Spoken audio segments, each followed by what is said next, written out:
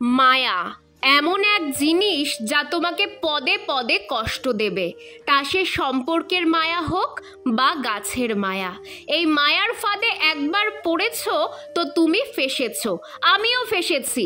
এই মায়ার ছলে পড়েই আমার প্রিয় দুটো গাছ আজ মরতে বসেছে। দুজনকেই আজকে তোমাদের দেখাবো।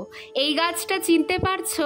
এটা সেই হলুদ মিনিয়েচার গোলাপটা যা শীতে আমার ছাদ বাগান ভরিয়ে রেখেছিল। সেই গাছটার এখন এমন অবস্থা শুধুমাত্র আমার মায়ার কারণে। এই গাছের ধার দিয়ে অগুন্তি নয়নতারার চারা বেরিয়েছিল, আর চারা গাছগুলোর ওপর মায়া করে আমি তাদের তুলিনি। ব্যাস, প্রায় মেরে দিল আমার শখের হলুদ গোলাপকে। শুধু হলুদ গোলাপকেই না, আমার সেই সাধের কমলা গাছকেও সেম অবস্থা করে ছেড়েছে। যেই গাছে একসময় এত কমলা লেবু ধরতো তা আজ শুকনো খড়িতে পরিণত হয়েছে।